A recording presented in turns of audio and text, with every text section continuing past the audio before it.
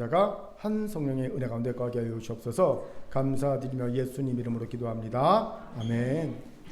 할렐루야. 우리 옆분과 인사합시다. 하나님 우리 함께 하십니다. 시작. 하나님 우리 함께 하십니다. 자, 우리 얼굴 보며 눈 맞추며 인사합시다. 당신의 얼굴을 보니 하나님의 얼굴을 보는 것 같습니다. 시작. 당신의 얼굴을 보니 하나님의 얼굴을 보는 것 같습니다. 자, 저를 주목해 주시기 바랍니다. 부흥 찬양 중에 이 땅의 황무함을 보소서라는 찬양을 많이들 아실 겁니다. 저는 이 찬양이 요즘 한국교회와 한국사회에 너무나도 적합한 찬양이라는 생각을 가지고 있습니다. 왜일까요? 이 땅이 정말 너무 황무해졌기 때문입니다. 정치, 경제, 사회, 문화, 국방, 외교, 종교 등 모든 부분에서 황무해졌습니다. 특히 정치와 종교의 황무함은 극에 달해 있지요. 굳이 제가 장황하게 설명하지 않아도 작금의 탄핵 정국과 정광훈이라는 이단에게 휘둘리는 태극기 부대의 주축이 된 보수 기독교인들을 보면 황무함이 극에 달했다는 말을 이해할 수 있을 겁니다. 그렇기에 탄식과 함께 도대체 어쩌다가 이 모양이 되었을까? 라는 질문을 아니할 수가 없습니다. 어쩌다 이렇게까지 황무하게 되었을까요? 간단합니다. 하나님의 관리를 오랫동안 거부했기 때문입니다. 황무하다라는 형용사의 뜻이 뭔지 아십니까? 제가 사전을 찾아봤더니 관리가 되지 않아 매우 거칠다는 뜻이더라고요. 그렇습니다. 한국교회와 한국사회는 오랫동안 하나님의 관리의 손길을 거부해 왔습니다. 그 결과 약육강식의 거칠고 야비하고 조잡한 황무지같이 되어 버리고 말았습니다. 그 대표적 예가 윤석열 씨 아닙니까? 보세요. 대통령이라는 이가 일부 극우 태극기 부대에게 자신을 지켜달라고 편지를 써서 보내는 정말 비열한 모습을 보이지 않습니까? 편지를 써서 보내서 나를 지켜달라는 것은요, 무력 충돌도 불사하겠다는 거지요. 결국 공수처의 체포영장을 불법으로 물리쳤음을 봅니다. 민주주의에 가장 어울리지 않는 법 위에 군림하는 왕의 모습이요, 인간적으로도 비열한 모습이 아닐 수 없지요. 개인적으로 이 개인적 사견입니다. 그래도 골목 성명서라도 발표한 전두환 씨가 훨씬 더 남자답다라는 생각이 들더라는 거죠. 그 전두환 씨가 5.18을 일으킨 그 전두환 씨가 훨씬 낫다라는 생각이 듭니다. 남자답다 그래도. 그런데 이런 작태를 보고도 극우 태극기 부대는 이겼다라고 환호한 것을 보았습니다. 그 모습을 보면서 참으로 안타깝고 부끄럽고 절망스러웠습니다. 한 유튜브 채널에서 패널로 나온 이가 이러더라고요. 저들은 기독교인이 아닙니까? 기독교인들이 왜 하나님이 가장 싫어하신다는 무당과 주술을 신봉하는 자들을 옹호합니까? 불신자인 그가 보기엔 너무 이상한 거예요. 이에 대해 다른 패널 하나가 아주 덤덤하게 이런 답을 하더라고요. 그들은 기독교인이 아닌가 보죠. 그랬더니 옆에 있는 한 패널이 또 이렇게 말을 덧붙입니다. 원래 한국 기독교는 샤머니즘적이니까요. 이 얼마나 부끄러운 말들입니까? 그런데 아십니까? 태극기 부대를 옹호하는 이들 중 이름만 대면 다 아는 한국의 대형교회 목회자들이 많다는 사실입니다. 그렇기에 황무함이 극에 달한 한국교회와 한국사회의 모습을 보게 됩니다. 여기에 우리의 간절한 기도 제목이 생겨나지요. 어떤 기도일까요? 바로 부흥에 대한 기도입니다. 서두에서 소개한 이 땅의 황무함을 보소서라는 찬양이 무엇을 광고하고 있습니까? 부흥입니다. 많이들 아시겠지만 후렴 부분에 이런 가사가 있지요. 부흥의 불길 타오르게 하소서, 진리의 말씀 이 땅 새롭게 하소서, 은혜의 강물 흐르게 하소서, 성령의 바람 이제 불어와 오 주의 영광 가득한 새날 주소서, 오 주님 나라 이 땅에 임하소서. 이 가사가 부흥에 대한 갈망을 담고 있음을 보지요. 그렇습니다. 황무함이 극에 달한 이 땅을 고칠 유일한 방법은 하나님의 부흥이십니다. 오해하지 마십시오. 부흥은 교인 숫자의 폭발적인 증가가 절대 아닙니다. 우리가 착각하죠. 부흥하면요, 일단 교인 숫자가 폭발적으로 부흥하는 것, 증가하는 것이라고 생각합니다. 아닙니다. 부흥은요, 하나님의 온전한 관리의 손길이 임하는 겁니다. 그래서 진리의 말씀이 이 땅을 새롭게 하고 은혜의 강물이 이 땅 가운데 흘러서 척박한 땅을 비옥하게 만들고 성령의 바람이 불어와 주의 영광이 가득한 땅이 되게 하며 결국 주님의 나라가 하늘에서 이루어진 것 같이 이 땅에서도 이루어지게 되는 것, 이게 바로 진정한 부흥입니다. 또 다른 표현으로는요, 정의와 공의 그리고 사랑이 이 땅 가운데 이루어지는 겁니다. 정의와 공의와 사랑, 이 세 단어를 잊지 마십시오. 이것이 진정한 부흥입니다. 단순한 교인의 폭발적인 증가가 결코 아닙니다. 바로 이 부흥만이 작금의 한국교회와 한국사회의 극에 달한 황무함을 고칠 유일한 방법입니다. 이런 의미에서 2025년 큰 교회의 주제인 부흥을 경험하고 부흥을 전하는 교회는 정말 시적절한 하나님께서 주신 주제가 아닐 수 없습니다. 그렇게 사랑하는 큰 교회 성도 여러분, 우리 다시 진정한 부흥을 갈망하고 하나님이 부흥을 주실 수 있는 교회와 성도가 됩시다. 오늘 이 깨달음과 결단이 우리 가운데 있기를 주의 이름으로 축원합니다. 아멘. 자, 저를 따라하시기 바랍니다. 다시 부흥을 갈망합시다. 시작. 다시 부흥을 갈망합시다. 이런 우리에게 본문의 하박국이 하고 있는 기도야말로 진정한 부흥을 위해 우리가 가져야 할 믿음에 대한 귀한 통찰을 주는 기도임을 보게 되지요. 우리 같이 2절을 힘있게 읽겠습니다. 같이 읽죠. 시작. 여호와여, 내가 주께 대한 소문을 듣고 놀랐나이다. 여호와여, 주는 주의 일을 이 수년 내에 부응하게 하옵소서. 이 수년 내에 나타내시옵소서. 진노 중에라도 긍휼을 잊지 마옵소서. 아멘. 2절은 하박국 선지자가 하고 있는 기도의 첫 번째 부분입니다. 흥미롭게도 불평과 의심의 선지자 하박국은 하나님께 대한 그의 불평과 의심을 벗어버리자마자 바로 기도합니다. 그런데 그 기도에서 구약 성경에서 처음이자 유일하게 부흥이라는 단어를 쓰면서 기도하고 있음을 보지요. 왜일까요? 중요한 이유가 있습니다. 진정한 부흥만이 하나님의 백성 이스라엘이 가진 모든 문제를 해결한 유일한 길임을 깨달았기 때문이라는 겁니다. 그렇습니다. 왜 하박국 선지자가 하나님께 불평과 의심을 품은 선지자가 되었을까요? 그가 보는 선민 이스라엘 백성의 삶이 너무 황무해졌기 때문입니다. 아무리 생각해도 선민 이스라엘이 이토록 망가지고 이토록 업신여김을 당하고 이토록 고통스러울 수 없다는 것이 하박국 선지자의 생각이었던 겁니다. 비록 죄는 있어도 그래도 선민인데, 그래도 말씀을 지키고 사는데 이토록 고통당할 수 있는가, 업신당할 수 있는가, 망가질 수 있는가, 황무해질 수 있는가 이해가 되지 않았던 거지요. 진짜로 하나님이 살아계시다면 말이지요. 그렇게 하박국 선지자는 하나님께 대듭니다. 불평과 원망이 가득한 질문을 하나님께 해야 됩니다. 마음에 올라가 하나님 앞에 삿대질하면서 따집니다. 그러다가 그는 하나님의 말씀을 듣지요. 우리가 잘 아는 오직 의인은 믿음으로 말미암아 살리라라는 말씀입니다. 같이 하박국 2장 4절 말씀을 읽겠습니다. 하나님의 하박국의 질문에 대한 하나님의 답변이십니다. 시작. 보라, 그의 마음은 교만하며 교석에 정직하지 못하나 의인은 그의 믿음으로 말미암아 살리라. 아멘. 내가 알지 못하는, 이해하지 못한 상황 속에서 원망 불평하고 있느냐?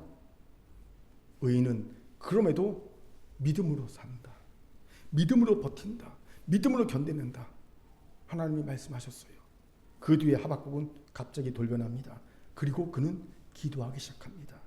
그 기도의 첫마디에서 그는 부흥을 간절하게 구하고 있는 겁니다. 왜요? 진정한 부흥만이 황무해질 대로 황무해진 이스라엘 백성을, 그 땅을 일구에 회복할 유일한 방법임을 깊게 깨달았기 때문입니다. 하박국 선지자와 우리가 일치하는 부분이 아닐 수 없죠. 그렇게 오늘 하박국의 기도에서 특히 2절에서 부흥을 위해 우리가 가져야 될 믿음이 무엇인지를, 어떤 믿음이 할지를 배울 수 있습니다. 같이 알아봅시다. 먼저 보게 되는 진정한 부흥을 위한 믿음으로는 주의 일을 이 수년 내에 부흥하게 하옵소서라는 믿음 위에 서 있는 것임을 봅니다. 무슨 말입니까? 2절에서 주목할 단어가 놀랐나이다라는 단어입니다. 하박국은 주께 대한 소문을 듣고 놀랐다고 말합니다. 질문이 생기지요. 그럼 주께 대한 소문은 뭐였을까요? 간단합니다. 주께서 전쟁과 같은 재앙을 일으켜서 불의한 세상을 심판하시겠다는 겁니다. 여기서 질문이 생기지 않습니까? 이건 하박국이 정말 바라던 기도 제목이었는데 왜 그는 놀랐을까요? 우리는 2장 6절부터 4번에 걸쳐 화 있을진저라는 저주의 선포를 불의한 세상을 향해 하나님의 심판을 말하고 있는 하박국을 보게 됩니다. 화 있을진저라는 저주의 선포 형식으로 불의한 세상에 대한 하나님의 심판을 하박국이 선포하고 있죠. 그렇기에 주께서 전쟁과 같은 재앙을 일으켜 불의한 세상을 심판하시겠다고 하자 하박국이 놀랐다는 것은 좀 의아해집니다. 그가 원했던 것이기 때문이죠. 기도했던 것이기 때문입니다. 혹시 하박국은 설마 하나님이 내 기도를 들어주시겠어? 내 저주의 선포를 들어주시겠어? 라는 불신의 마음을 가진 채 기도했기 때문에, 선포했기 때문에 이런 의아함을 느꼈을까요? 하박국을 우리 수준으로 생각하지 마시기 바랍니다. 그럼 왜 이겠습니까? 그 하나님의 진노의 심판에 이스라엘 백성도 예외는 아니었기 때문입니다. 그렇습니다. 전쟁이란 재앙을 통해 세상을 심판하실 때 이스라엘도 그 소용돌이에 휩쓸리게 되어 있음을 하박국은 안 겁니다. 그렇게 하박국은 놀랐어요.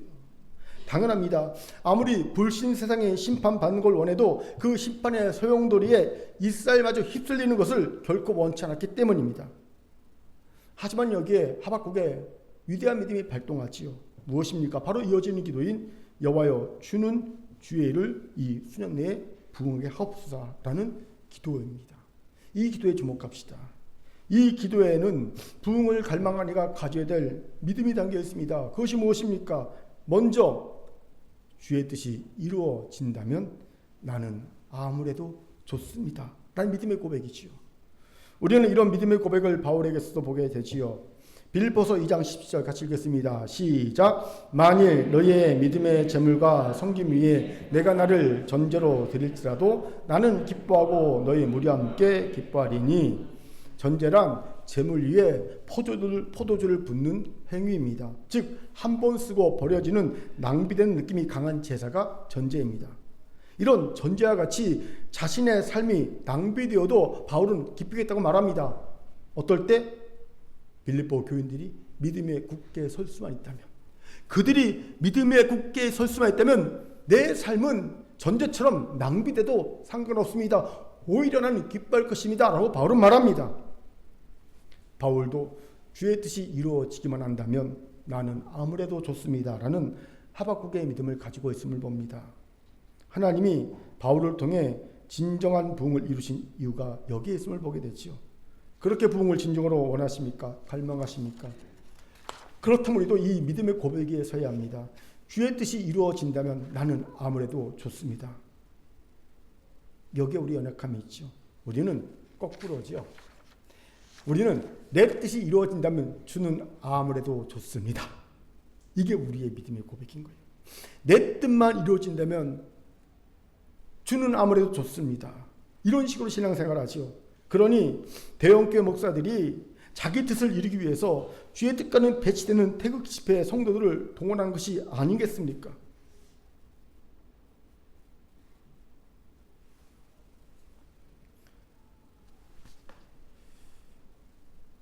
뉴스를 보니까 청와대 비서실에 4급 공무원 중에 무당이 있대요.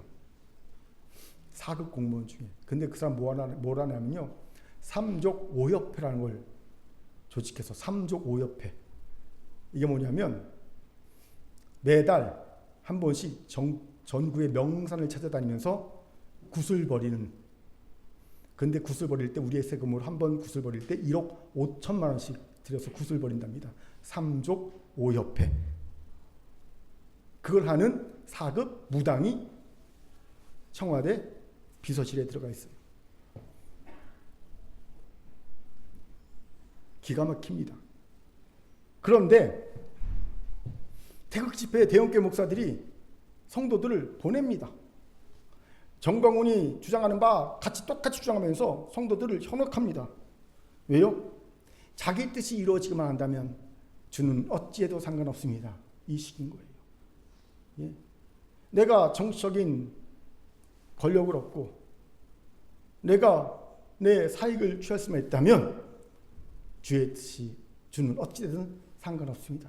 이거 아닙니까? 기가 막힌 현실입니다. 그런데 이건 우리도 별반 다르지 않습니다. 우리도 자기 뜻을 이루기 위해 얼마나 많은 주의 뜻과는 상관없이, 얼마나 많이 주의 뜻과는 상관없이 생각하고 말하고 행동합니까? 결코 부흥을 경험할 수 없는 것은 물론이고 그 삶이 황무해질 수밖에 없는 모습입니다. 그렇게 이제 우리 바꿔야 합니다. 주의 뜻이 이루어진다면 나는 아무래도 좋습니다라는 믿음의 고백에 굳게 서야 합니다. 여러분, 이를 위해 우리가 굳게 믿어야 할 것이 있어요. 무엇일까요? 주의 뜻은 나를 위한 최선의 선택이라는 믿음입니다.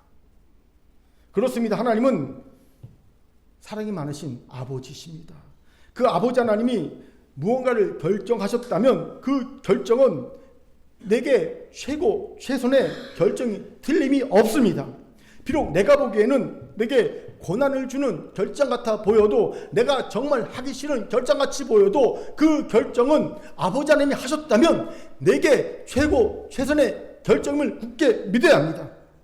이 믿음에 서십시오. 이 믿음까지 성장하십시오.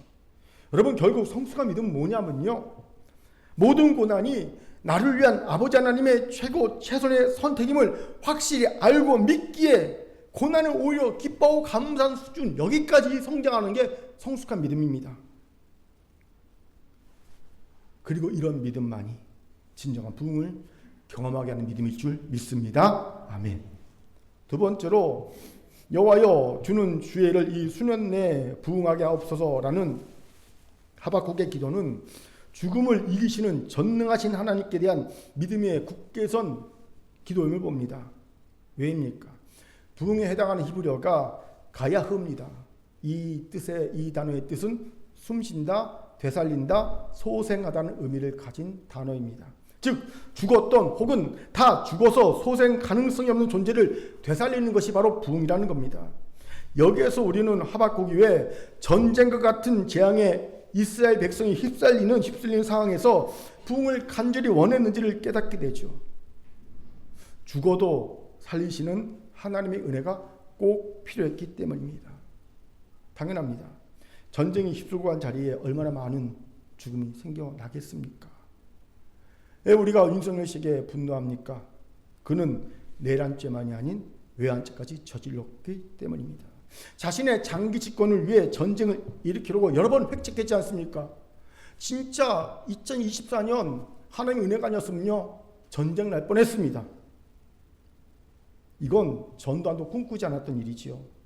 작년부터요, 천공을 비롯한 이들이 자꾸 2025년도 통일에다 2025년도 남과북이 통일할 거라고 계속 얘기했어요. 심지어 천공은요, 만약 2025년도에 통일 안 되면 나를 스승이라 부르지 말라라고 직접 말하는 걸 제가 들어봤습니다. 영상으로. 쟤들이 왜 2025년도 저렇게 통일을 장담할까 했더니 이미 그때부터 이 시나리오가 있던 거예요. 전쟁 시나리오가 있던 거예요. 끔찍합니다. 그런데 전쟁이 나면 자기들이야 살겠지요. 하지만 얼마나 많은 국민이 죽음을 당하겠습니까? 생각하면 해도 끔찍합니다. 그렇게 전쟁만 꼭 피해야 되겠지요. 이러니 전쟁을 목전에 둔 하박국의 마음이 얼마나 애가 탔겠습니까? 괜히 하박국이 부흥을 달라고 기도한 것이 아닙니다. 죽어도 살려달라는 간절한 외침이었던 겁니다. 이것에 주목합시다. 죽음은 모든 것이 끝입니다. 죽음을 이길 수 있는 것은 세상에 없습니다. 하지만 오직 한 분, 하나님만은 죽음을 이기십니다. 이 사실을 굳게 믿어야 합니다. 예수님께서 요한복음 11장 25절 26절 하신 말씀 의미가 뭡니까? 우리 같이 힘있게 읽겠습니다. 시작. 예수께서 이르시되 나는 부활이요 생명이니 나를 믿는 자는 죽어도 살겠고 무릇 살아서 나를 믿는 자는 영원히 죽지 아니하리니 이것을 내가 믿느냐? 예수님께서는 우리 인간의 최선의 노력이 결국 이르는 종착점이 죽음이라고 단정져 말씀하십니다. 우리의 진심으로, 우리의 열심히 있는 삶으로 열심히 살고 살아서 결국 이르는 종착점은 죽음입니다. 그렇습니다. 어떤 인간도 결국 죽음이라는 종착점에 이르게 되어 있습니다.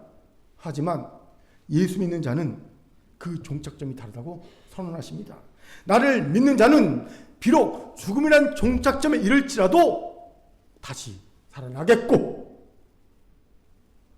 죽음에 대한 최종적인 승리를 선언하십니다. 이 믿음에 서 있는 자가 신앙인입니다. 이 말인즉 이제 우리는 더 이상 죽음을 두려워하지 않는 자라는 뜻입니다. 아멘. 더 나아가 이제 우리는 도리어 죽음으로 영원히 사는 길을 보여주신 예수를 따라 기꺼이 자신의 생명을 드릴 수 있는 자가 될 수 있다는 겁니다. 되어야 한다는 겁니다. 그리고 여기에 진정한 부흥의 길이 있습니다. 언제나 부흥은 이런 이들의 희생과 헌신과 죽음과 피 위에 꽃을 피우고 열매를 맺어왔기 때문입니다. 초대교회의 부흥도 그렇고 한국교회의 부흥도 이들의 헌신과 희생과 죽음과 피 위에 세워졌음을 보게 되죠. 여기에 우리의 연약함이 있죠. 신앙인들이 살려고만 합니다. 아니, 좀 더 정확히 말하면 아주 행복하게 잘 살려고만 합니다. 그러니 부흥은 먼 날의 얘기입니다. 우리 시대에는 절대 일어날 수 없는 얘기가 되어버리고 말았습니다. 하지만 지금도 죽음을 이기신 하나님을 믿기에 기꺼이 자신의 생명을 드리고 결단한 이들을 통해 하나님은 부흥을 꿈꾸게 하시고요. 실제 부흥을 이루고 계십니다. 하늘의 미랄이 땅에 떨어져 썩어 죽지 않으면 하늘 그대로 있지만 떨어져 썩어 죽으면 많은 열매를 맺듯이 말입니다. 그렇게 이제 기독교 신앙의 진수 중의 진수인 죽음을 이기는 믿음에 서야 합니다. 우리는 죽어도 사는 자입니다. 우리는 죽음을 비웃을 수 있는 유일한 능력 있는 자들입니다. 아멘. 우리 같이 고린도전서 15장 55절부터 58절까지를 힘있게 읽겠습니다. 시작. 사망아 너의 승리가 어디 있느냐? 사망아 내가 쏘는 것이 어디 있느냐? 사망에 쏘는 것은 죄요 죄의 권능은 율법이라. 우리 주 예수 그리스도로 말미암아 우리에게 승리를 주신 하나님께 감사하노니 그러므로 내 사랑하는 형제들아 견실하며 흔들리지 말며 항상 주일에 더욱 힘쓰는 자들이라. 이는 너의 수고가 주 안에서 헛되지 않은 줄을 알미라. 아멘. 우리의 모든 주 안에서 수고, 헌신, 희생, 심지어 죽음까지도 헛되지 않습니다. 왜요? 우리에게는 사망을 이기신 주가 계시기 때문입니다.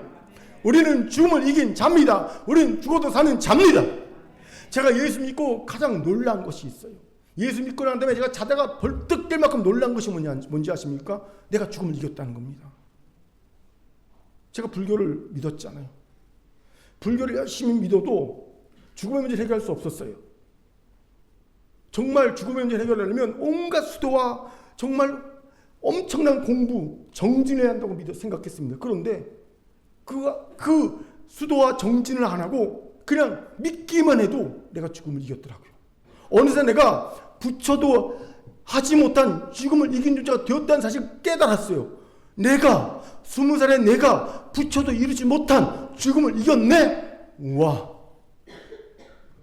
이게 예수 믿고 가장 큰 놀라움이었습니다. 우리는 죽음을 이겼습니다. 우리가 주 안에 사는 모든 수고, 헌신, 심지어 죽음까지도 헛되지 않은 줄 믿습니다. 이 믿음에 굳게 서는 자에게 하나님이 진정한 부흥을 꿈꾸게 하십니다. 부흥을 경험하게 하실 줄 믿습니다. 아멘. 아멘. 자, 저를 따라합시다. 부흥을 위해 나는 한 알의 미랄이어도 좋습니다. 시작. 나는 한 알의 미랄이어도 좋습니다. 아멘. 두 번째로 보게 되는 진정한 부흥을 위한 믿음으로는 부흥은 주의 일이라는 것을 인정하는 것임을 봅니다. 2절 보세요. 2절 사박국은 부흥을 주의 일들이라고 부르고 있음을 보지요. 이것에 주목합시다. 부흥은 전적으로 주의 일입니다. 이것을 잊어서는 안 됩니다. 그런데 보면 많은 이들이 이 부분에서 착각하는 것이 있어요. 그것은 우리가 어찌어찌 하다 보면 부흥이 올 수 있다는 생각입니다. 완전한 착각입니다. 물론 우리는 부흥을 위해 애써야 합니다. 회개도 하고 전도도 열심히 해야 합니다. 하지만 그럼에도 부흥은 우리의 것이 아니라 주의 이름을 인정해야 합니다. 즉 주께서 원하시면 주실 수 있지만 아무리 우리가 열심히 노력해도 주께서 원치 않으시면 주시지 않을 수 있는 것이 부흥이라는 겁니다. 우리 마음대로 할 수 있는 영역이 아니라는 사실입니다. 그렇게 저는 우리 큰교회도 2025년도에 부흥을 경험하고 부흥을 전파하는 교회가 되려고 노력을 할 것이지만 우리가 그 결과를 좌지우지 할 수 없음을 겸손히 고백할 수 있길 바랍니다. 물론 이것이 우리의 게으름의 핑계가 되어서는 안 되겠지요. 더불어 우리가 부흥은 주의 이름을 인정한다면 또한 깊이 새겨야 할 것이 있어요. 뭘까요? 하나님이 그동안 부흥의 통로로 사용하셨던 전통적인 하나님의 방법을 아는 겁니다. 부흥은 주의 일이라면 그동안 하나님이 부흥을 위해 사용하셨던 전통적인 방법이 무엇인지를 우리가 알아야 한다는 겁니다. 이 부분에서 제게 통찰을 준 책이 있어요. 목사들의 목사라 불렸던 마틴 로이드 존스 목사가 쓴 부흥이라는 책에 이런 얘기가 있습니다. 그는 이삭의 부흥에 대해서 이렇게 묘사합니다. 소개합니다. 이삭은 블레셋 사람들이 파 묻어버린 아버지의 우물을 다시 파는 데서부터 새 인생을 시작했습니다. 우물 속에는 물이 있었습니다. 하지만 블레셋 사람들이 매우 세기 때문에 더 이상 물이 나오지 않았습니다. 이때 이삭은 지혜롭게도 다른 곳으로 우물을 찾아다니지 않고 아버지 시대에 파놨던 우물을 다시 팠습니다. 그러자 거기서 물이 쏟아져 나왔습니다. 우리의 부흥도 마찬가지입니다. 기독교 역사상 부흥의 비결은 동일했습니다. 하나님의 말씀이 되살아났을 때, 기도했을 때 부흥이 일어났습니다. 성도들 사이에 회개운동이 벌어졌을 때 부흥했습니다. 21세기의 부흥도 마찬가지입니다. 하나님의 말씀이 왕성히 선포될 때, 기도할 때, 하나님의 백성들이 죄를 토설하며 자복할 때 부흥은 찾아옵니다. 조상들이 가졌던 믿음의 정신으로 돌아가는 것, 하나님과 우리 사이에 가로막혔던 죄악들을 제거하는 것, 이것이 부흥의 선결 조건입니다. 그래요, 우리가 진정 부흥을 한다면 이제 이삭의 부흥의 비법을 배워야 합니다. 그동안 하나님이 부흥의 통로로 사용하셨던 것들을 우리도 다시 회복해야 합니다. 무엇들이었습니까? 먼저는 하나님의 말씀이었습니다. 두 번째는 기도였습니다. 세 번째는 회개 운동이었습니다. 그래요, 우리는 먼저 하나님 말씀을 되살려야 합니다. 제가 절감하고 있는 바가 이것입니다. 작년에 개인적으로 제가 느끼기에 말씀 묵상의 언덕 하나를 넘었다라고 생각하고 보니 그동안 안 보이던 하나님의 뜻이 보이더라는 거죠. 건수 아시죠? 땅을 파자마자 나오는 물, 건수. 맑지 않은 물, 건수가 아닌 지하 깊이 뚫고 반석을 뚫고 지나가서 나오는 생수, 생수의 말씀을 발견한 느낌이 들었습니다. 바로 하나님의 사랑을 전하는 것 외에는 다 부수적인 것이라는 사실을 깨달은 겁니다. 우리의 노력, 우리의 전하는 게 하자 그런 말보다 하나님이 우리를 어떻게 사랑하셨는가, 그 하나님의 사랑을 전하는 것, 이거 외에는 아무리가 다 부수적인 거라는 걸 깨달았어요. 이런 깨달음을 가지고 한국교회 설교들을 보니 대부분이 신앙생활의 열매를 맺는 거더라고요. 기도 생활 열심히 하자, 전도 열심히 하자, 헌금 생활 열심히 하자, 성김 열심히 하자, 봉사 열심히 하자, 이런 것들이 대다수였고요. 율법주의에 찌든 설교, 순종하면 복을 받고 불순종하면 저주를 받는다. 율법주의에 찌든 설교. 그 성도들이 두려워합니다. 주일 예배 빠지면 벼락칠까, 사업 망할까, 사고 날까 두려워합니다. 자기를 고치시키는 설교. 열심히 기도하고 금식하면 그렇지 못한 사람들 보면서 판단하고 정죄하게 만드는 자기를 고치시키는 설교. 죄책감으로 성도들을 가스라이팅하는 설교. 당신 죄인이니까. 죄책감에 쪄들어서 고개 푹 숙이게 하는 설교. 이런 설교가 주를 이끌어가는 거죠. 그렇게 하나님의 말씀을 다시 회복해야 되겠다라는 생각을 하게 되었습니다. 여러분, 이 부분에 대한 우리의 중보가 필요합니다. 두 번째는 기도입니다. 우리는 다시 기도를 회복시켜야 합니다. 정말 중차대하며 심각한 문제가 아닐 수 없습니다. 왜요? 말씀보다 더 심각하게 무너진 것이, 황무해진 것이 기도의 영역이기 때문입니다. 정말 기도하는 성도를 찾아보기 어렵습니다. 여러분, 교회에서 30분 이상 하루에 기도하는 성도가 과연 몇이나 될까요? 이걸 여러분 율법주의로 신앙의 열매로 생각하지 마시고 그냥 단순히 한번 생각해 보세요. 적어도 30분 정도 하나님께 나가 매달리는 성도가 몇이나 되겠습니까? 한 10% 될까요? 제가 왜 이런 얘기를 하는지 아십니까? 성도들이 기도해야 하는 그 시간에 너무나 재미있는 드라마들이 많이 하더라고요. 그 드라마 보고 있으면요, 기도할 시간 놓칩니다. 왜요? 자야 되니까. 그렇다고 새벽기도 나오는 분들이 많은 것도 아니지 않습니까? 새벽기도 나와서 기도하면 그나마 괜찮죠. 그런데 그것도 못하니까. 그렇다고 낮에 시간을 따로 떼내서 기도할 수 있는 사람도 많지 않지 않습니까? 이러니 무슨 부흥이 올 수 있겠습니까? 기도가 절대적으로 부족한데, 양이 절대적으로 부족한데. 아십니까? 기도는 부흥의 능력을 실어나르는 파이프와 같습니다. 마치 상소간이 팔당 저수지에 물을 우리 가정으로 실어나르듯이 기도는 부흥의 능력을 우리의 삶에 공급해준 역할합니다. 여기서 부흥의 능력은 살리는 능력입니다. 하나님의 관리의 손길을 오랫동안 거부했기에 황무하게 된 모든 것을 다시 살리는 것이 부흥의 능력입니다. 이 능력은 기도 외에는 결코 우리에게 주어지지 않습니다. 그렇게 기도해야 합니다. 다시 기도의 무릎을 꿇어야 합니다. 누군가 그러더라고요. 기도는 부흥의 심장이라고. 심장에서 막 펌프해야지 피가 전 시체로 들어가지 않습니까? 공급되지 않습니까? 힘이 되지 않습니까? 기도해야 합니다. 그래서 부흥이라는 살리는 능력이 막 공급되는 겁니다. 오늘 이 심장이, 기도의 심장이 다시 뛰게 하십시오. 우리 큰교회에서 강력하게 뛰기를 바랍니다. 큰교회에서 성도들에게서 강력하게 뛰기를 바랍니다. 그 심장에서 펌프자에 보내는 부흥의 능력들이 영유아부를 살리고 유소년부를 살리고 청소년부를 살리고 청년부를 살리고 장년부를 살리고 성가대를 살리고 찬양팀을 살리고 재직부서를 살리고 성도들의 가정과 직장과 사업들과 하는 모든 일을 살릴 수 있길 간절히 바랍니다. 기도해서 살립시다. 세 번째로 회개의 회복입니다. 여러분, 회개는 스스로 잘못된 죄악을 고치고 죄를 없었던 일로 만드는 것이 아닙니다. 한국교회 회개는 다 이렇게 잘못되어 버렸습니다. 다 과거로 돌아가 스스로 잘못한 것을 고치고 없던 일로 만들고 애를 쓰는 것이 회개로 오인되었습니다. 하겠습니까? 될 수 있겠습니까? 될 수 없는 일입니다. 그러니까 맨날 그 회개만 하고 있는 거예요. 할 수 없는 거 하려니까. 과거로 돌아가 자기가 잘못된 걸 고치고 없던 일을 만들려고 하다 보니까 할 수 없는 일이거든요. 그러니까 회개에 머물러 있습니다. 앞으로 못 나갑니다. 진정한 회개는 다릅니다.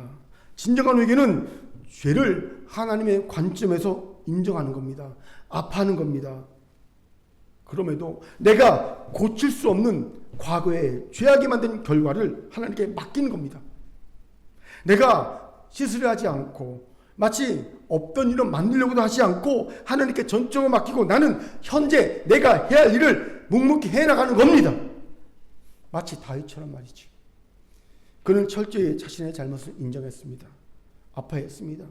그리고 죄악을 저지른 과거를 없던 일을 만들지 않았습니다. 책임도 회피하지 않았고요. 밧세바를 받아들였습니다. 그리고 묵묵히 그가 해야 할 오늘의 일에 집중했습니다. 미래를 향해 나아갔습니다. 바로 이 회개를 회복해야 합니다. 오늘과 내일의 우리의 삶을 발목 잡는 회개. 그냥 그 안에 묶여갖고 꼼짝 못하게 하는 회개. 내 죄악을 없던 일처럼 말끔하게 지우고자 하는 거짓 회개는 이제 그만 버려야 합니다. 바로 이런 말씀과 기도와 회개의 진정한 회복이 주의 일인 부흥을 갈망하며 이삭과 같이 지혜롭게 우리 믿음의 선조들이 미리 알려준 부흥의 길을 준비하는 우리의 모습이 될 줄 믿습니다. 아멘. 자, 저를 따라합시다. 주의 일인 부흥을 진정한 말씀과 기도와 회개의 회복으로 옆분을 보면서 인사합니다. 준비합시다. 준비합시다. 아멘. 세 번째로 진정한 부흥을 위한 믿음으로는요, 진노 중에서도 공의를 발견할 수 있어야 한다는 겁니다. 진노 중에서 공의를 발견할 수 있어야 한다. 무슨 말입니까? 사진 두 장을 보죠.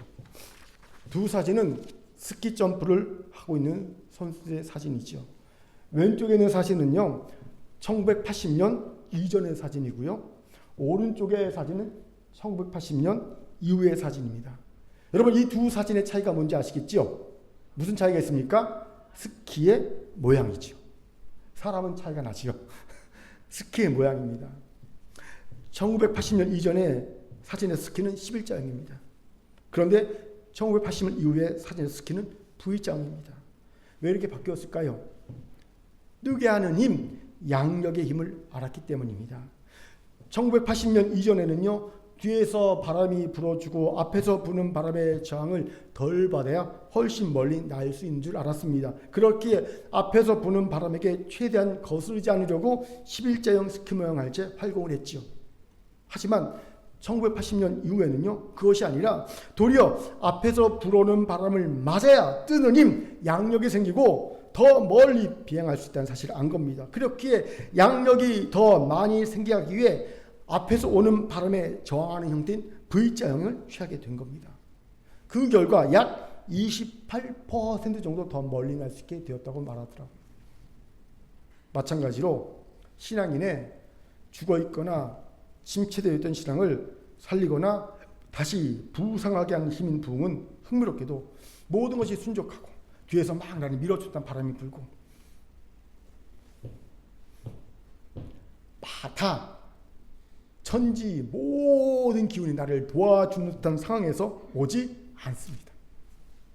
대신 부흥은요, 내 앞에서 불어오는 바람처럼 나를 힘들게 하고 나를 뒷걸음치게 하는 그와 같은 고난 속에서 찾아옵니다. 왜요? 그때야 비로소 영적인 양력인 뜨게 하는 힘, 부흥의 힘이 생기기 때문입니다. 이때 이 영적인 양력인 뜨게 하는 힘, 부흥의 힘을 이용하여 높게 멀리 날아오르는 신앙인이 있는가 하면 그 힘을 이용하지 못하고 도리어 넘어지거나 뒷걸음치고 마는 신앙인이 생깁니다. 고난에 무너진 신앙인이죠. 왜 이런 차이가 나는지 아십니까? 바로 진노 중 궁유를 발견할 수 있는가 없는가의 차이입니다. 그렇습니다. 부흥이라는 양력을 사용할 수 있는 신앙인은 진노 중에서라도 그 속에 숨어있는 하나님의 공의를 봅니다. 그 진노가 나를 영적인 침체에서 뜨게 하시는 하나님의 궁일의 다른 모습이라는 것을 압니다. 그렇게 진노를 견디게 됩니다. 이를 악물고 버티게 됩니다. 결국 그는 영적인 침체와 죽음의 그늘을 벗어나 하늘 높이 활공하는 부흥의 사람이 되고 마는 겁니다. 그렇게 하박국 기도하는 거예요. 진노 중에서라도 궁일을 잊지 마옵소서. 왜 이런 기도를 합니까? 진노 중에도 하나님의 궁일이 있음을 믿고 기대하고 있다는 겁니다. 그렇게 하나님의 진노 중에 있는 분이 있습니까? 낙심하거나 좌절하거나 포기하지 마십시오. 분명 그 진노 중에 하나님의 궁일이 있음을 믿으십시오. 이 믿음이 여러분에게 진노의 바람을 양력으로 삼아 현재 영적인 침체와 죽음과 같은 상황에서 벗어나 하늘을 활공하는 진정한 부흥을 경험하는 신앙으로 만들어줄 줄 믿습니다. 저는 이 말씀을 묵상하면서 작금의 상황 속에서 큰 위로를 받았습니다. 작금의 한국 사회와 한국 교회와 큰 교회의 상황은 진노 중이라고 해도 무방합니다. 한마디로 큰 위기입니다. 한국 사회와 한국 교회 얘기는 많이 했으니까 큰 교회 얘기를 좀 해보지요. 큰 교회만 해도 모든 부서가 다 침체되었습니다. 그렇게 사실 작년에 올해를 계획하면서 개인적으로 올해 동계 부흥 집회는 하지 않으려고 했습니다. 좀 쉬엄쉬엄 하자. 이제 나이도 있으니까 좀 쉬엄쉬엄 하자라는 생각이 들었기 때문입니다. 그런데 연말이 되면서 2024년을 돌아보니 도저히 하지 않고는 안 되겠다는 생각이 들었어요. 그마저 하지 않으면 더 끝없는 영적 침체 속에 공동체가 빠져들 것 같은 걱정이 든 겁니다. 그게 눈에 확연히 보이는 것 같아요. 야, 이마저 하지 않으면 큰일 나겠다라는 생각이 들었던 거지요. 그렇기에 제 연약함과 죄악을 돌아보며 회개하고 하나님의 공의를 구했습니다. 그런데 하나님이 이 말씀을 통해 진노의 바람이 도리어 영적인 양력이 되어 공동체를 침체와 죽음 같은 상황에서 벗어나게 하는 힘이 될 것이라고 깨닫게 해주신 겁니다. 더 간절히 기도하게 하는 힘, 더 간절히 하나님 앞에 순종하고 헌신하게 하는 힘, 더 간절히 사랑의 열매 맺고 노력하는 힘으로 만들어줄 거란 그런 소망이 생겼습니다.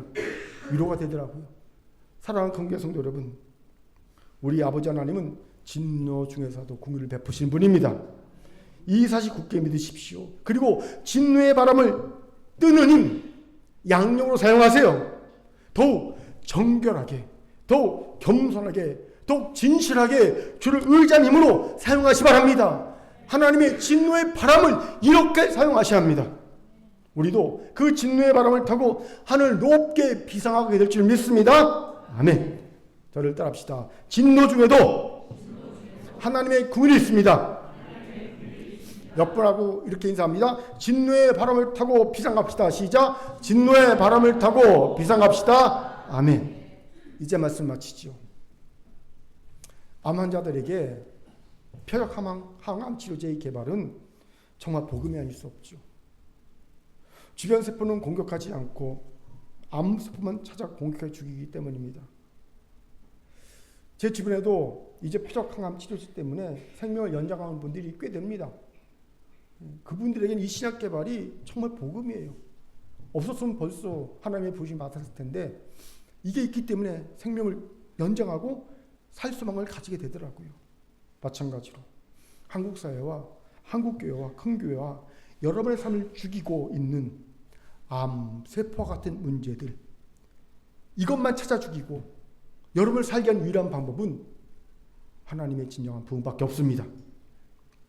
부흥 외에 다른 모든 방법은 사실 부차적인 것뿐입니다. 물론 이 부차적인 것들을 소홀히 할 수 없습니다.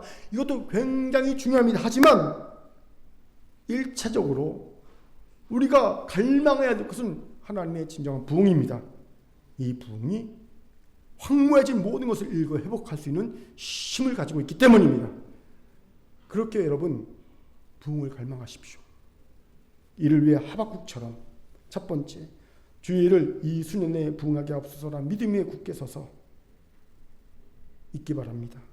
이 믿음은 주의 뜻이 이루어지는 것이라면 나는 아무래도 좋다는 믿음입니다. 죽음을 이기신 전능하신 하나님이시기에 나는 하늘의 미랄처럼 썩어져도 좋다는 믿음입니다. 이를 위해 주의 뜻은 나를 위한 최고 최선의 선택임을 믿으십시다. 두 번째, 주의 일인 부흥을 위해 주의 방법대로 준비합시다. 생수의 말씀과 부흥의 심장인 기도와 진정한 회개를 회복합시다. 세 번째, 진노의 바람을 양력으로 삼아 부흥을 경험합시다. 이를 위해 진노 중에서도 주의 긍휼이 있음을 굳게 믿읍시다. 분명 우리의 모든 문제를 일거 해결하시고 이 땅에 주의 나라를 이루실 부흥을 우리도 경험하고 이 부흥을 전파하는 우리의 비전과 사명을 이루는 큰 교회와 성도가 될 줄 믿습니다. 이런 2025년을 다 경험할 수 있는 은혜가 있기를 주의 이름으로 축원합니다. 아멘. 하나님의 말씀이었습니다. 기도하겠습니다. 하나님 감사합니다. 하나님 우리의 황무해진 모습을 보시옵소서. 이 땅을 보시옵소서. 한국 사회와 한국 교회와 큰 교회를 보시옵소서. 성도들의 삶을 보시옵소서. 이제 우리가 부흥을 갈망하오니 우리에게 부흥을 주시옵소서. 우리가 하박국의 믿음을 갖고 주께 갈망하오니 우리에게 부흥을 허락하여 주옵소서. 감사드리며 예수님 이름으로 기도합니다. 아멘.